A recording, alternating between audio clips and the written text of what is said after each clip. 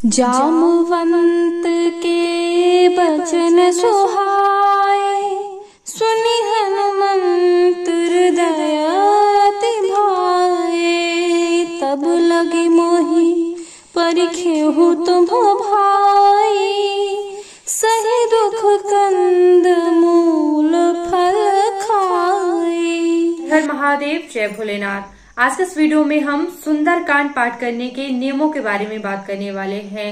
जैसा कि बहुत ही चमत्कारी सुंदरकांड का पाठ होता है, तो किस विधि से हमें पाठ करना चाहिए ताकि हमारा जल्दी से जल्दी पाठ सफल हो और हमारी मनोकामनाएं पूरी हों। देखिए, जब हम भक्ति भाव से कोई भी पूजा कोई भी पाठ करते हैं तो किसी नियम को भी ध्यान में रखने की आवश्यकता नहीं होती है।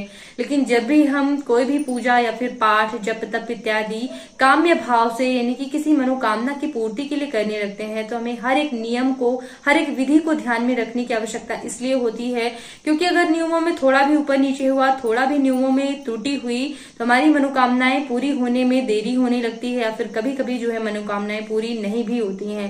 लेकिन इनकी प्राप्ति तो जरूर होती है, लेकिन हाँ, मनोकामना पूर्ति में भी कभी कभी बाधाएं आने लगती हैं। तो चलिए जानते हैं क्या है सही विधि, किन नियमों को हमको ध्यान में रखना चाहिए। तो मैं हूँ आपके साथ प्रियंका तिवारी। मेरे चैनल में आप सभी का बहुत बहुत स्वागत है। अगर ये वीडियो पसंद आए तो इसी तरह के पूजा पाठ से जुड़े हुए वीडियोस देखने के लिए एक बार चैनल पे जरूर आइएगा और चैनल को सब्सक्राइब भी जरूर कर लीजिएगा।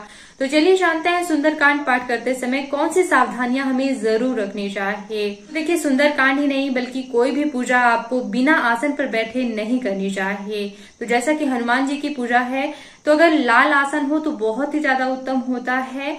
लाल आसन का प्रयोग करें या फिर आप कुशा के आसन पर बैठकर जो है पाठ कर सकते हैं। आसन पर बैठकर सबसे पहले आचमन इत्यादि इसलिए करना चाहिए क्योंकि देखिए, एक तो हनुमान जी की पूजा में कभी कभी हम जो है शाम को सुंदरकांड का पाठ करते हैं, तो जरूरी नहीं है कि शाम के समय सभी लोग जो है स्नान करके ही पाठ करें। कभी लोग जो है वस्त्र बदलकर भी पाठ करते हैं। तो ऐसे में आचमन अगर हम करते हैं तो हमने किस प्रकार के वस्त्र पहने हुए हैं। आचमन से न केवल हमारी आंतरिक शुद्धि होती है बल्कि बाह्य रूप से भी जो है हम भगवान की पूजा के लिए तैयार हो जाते हैं, स्वच्छ हो जाते हैं। और आंतरिक शुद्धि कैसे कि हम जब सुंदरकांड का पाठ करते हैं तो उसमें अशुद्धियों की संभावना होती है। कई बार जो है उबासी भी आती है, मतलब नींद सी आने लगती है, आंसू आते हैं आंखों से, या फिर कई बार जो है गैस बनने लगती है। बहुत सारी समस्याएं जब भी हम कोई पूजा पाठ करने बैठते हैं तो आती हैं। तो आचमन एक माध्यम होता है आंतरिक और बाह्य रूप से शुद्धिकरण का। तो पूजा पाठ में आने वाली ये जो भी समस्याएं होती हैं, आचमन करने से इन सभी समस्याओं से आपको राहत मिलती है। तो आचमन जरूर करना है। आचमन का एक अलग से वीडियो मैंने दिया हुआ है कि किस मुद्रा से आचमन करना चाहिए, क्यों करना चाहिए, कैसे करना चाहिए, तो सब आप देख लीजिएगा। और आचमन करने के बाद अब आपको जो है सुंदरकांड पाठ करने का संकल्प लेना चाहिए। ये संकल्प आपको एक बार ही लेना है। जैसे कि अगर आप 21 पाठ कर रहे हैं, 41 पाठ करना चाहते हैं, या फिर आप अगर आजीवन करना चाहते हैं, निश्चित संख्या है कि कितने वर्षों तक मैं जो है कर पाऊंगा, इसके लिए भी मैं आपको संकल्प विधि बताऊंगी। देखिए, भले ही आप निष्काम भाव से यानी कि केवल भक्ति भाव से ही सुंदरकांड का पाठ कर रहे हैं, फिर भी आपको संकल्प जरूर लेना चाहिए क्योंकि शास्त्रों के अनुसार जो है बिना संकल्प के की गई पूजा का हमें आधा ही फल प्राप्त होता है। तो पूर्ण पूजा का फल प्राप्त करने के लिए जो है संकल्प जरूर करना चाहिए। तो भले ही अगर आपकी कोई मनोकामना है तो उसके लिए भी जो है आपको हाथ में चावल, फूल, कुशा, थोड़ा सा जल डाल लीजिएगा और थोड़ा सा दक्षिणा जरूर रख लेनी चाहिए। ये सभी चीजें जो है हाथ में लेकर के और फिर आपको संकल्प बोलना है। 3 बार श्री रामचंद्राय नमः बोलकर मैं अपना नाम बोलिए और गोत्र का नाम बोलकर श्री राम जी की भक्त, जिसके लिए तिथि नक्षत्र वार करण सब कुछ राम हैं, उन्हीं श्री राम जी की प्रसन्नता के लिए और इस मनोकामना की पूर्ति के लिए सुंदरकांड का यथासंभव पाठ करने का संकल्प लेती हूँ या लेता हूँ। और इस तरह से संकल्प लेने के बाद जो है आप एक दीपक प्रज्वलित करके और भगवान का पंचोपचार विधि से पूजन करने के बाद ही पाठ शुरू करेंगे। तो देखिए, पूजा करने के लिए मैं आपको एक बात कहना चाहूंगी कि श्री राम दरबार की एक फोटो अवश्य ही होनी चाहिए। एक चोट अगर भगवान हनुमान की फोटो नहीं होगी तो चलेगा, लेकिन श्री राम दरबार की फोटो नहीं होगी तो नहीं चलेगा क्योंकि जहां राम होते हैं वहीं हनुमान होते हैं। तो राम दरबार की फोटो जरूरी है। महिलाएं भगवान हनुमान का स्पर्श नहीं करेंगी, भाई लोग करेंगे। और आप राम दरबार की अगर फोटो लाते हैं तो फिर सभी की पूजा राम दरबार की फोटो में जो है हो जाती है। तो पंचोपचार विधि से पूजा करनी है। वैसे जब आप प्रथम बार शुरू करते हैं तो षोडशोपचार विधि से कर सकते हैं। कई पूजा विधियां मैंने बताई हुई हैं, तो आप देख लीजिएगा। सुंदरकांड की भी पूजा मैंने पूरी विस्तृत रूप से करके दिखाई हुई है। पूजा कीजिएगा। और वैसे जब रोज आप पाठ करते हैं तो पंचोपचार विधि से पूजा करनी है। पंचोपचार पूजा विधि में सबसे पहले भगवान श्री गणेश का ध्यान जरूर करना है, माता गौरी का, माता सरस्वती का ध्यान अवश्य करना है।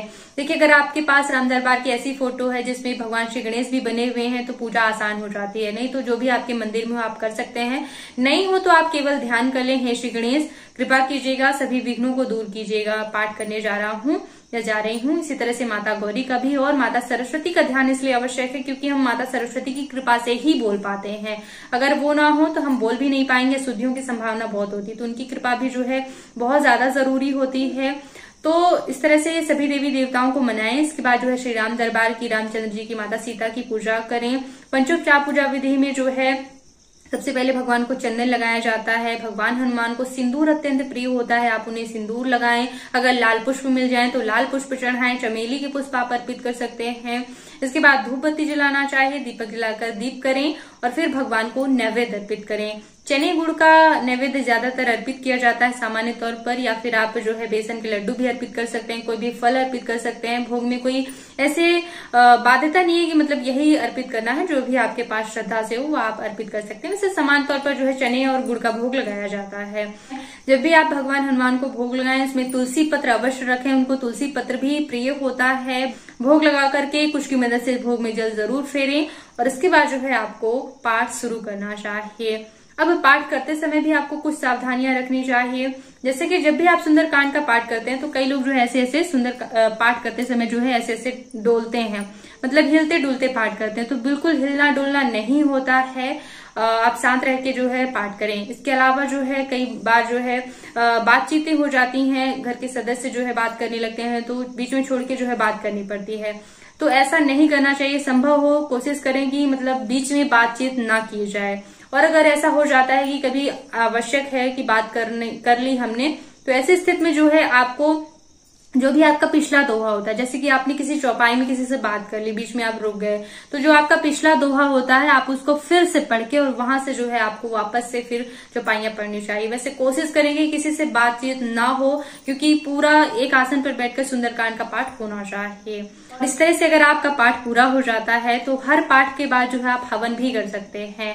देखिए, अनिवार्य नहीं कहूंगी, लेकिन जैसे कि मैं हर एक पूजा में आपको जो है हवन इसलिए बताती हूँ क्योंकि ऐसा माना जाता है कि ब्राह्मण के मुख से और अग्नि के माध्यम से भगवान सीधे भोजन ग्रहण करते हैं, सीधे हविष्य ग्रहण करते हैं।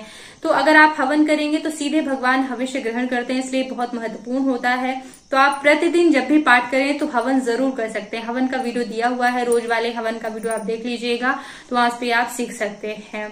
और अगर आप नहीं कर पाए, जिस दिन आपके पाठ समाप्त होते हैं, यानी कि 41 पाठ 21 पाठ जब भी आप कर लेते हैं, तब आपको हवन जरूर करना चाहिए। इससे जो है आपके पाठ की संपूर्णता होती है और भी ज्यादा शक्तिशाली हो जाते हैं, ये समझ सकते हैं, संपूर्णता मिलती है।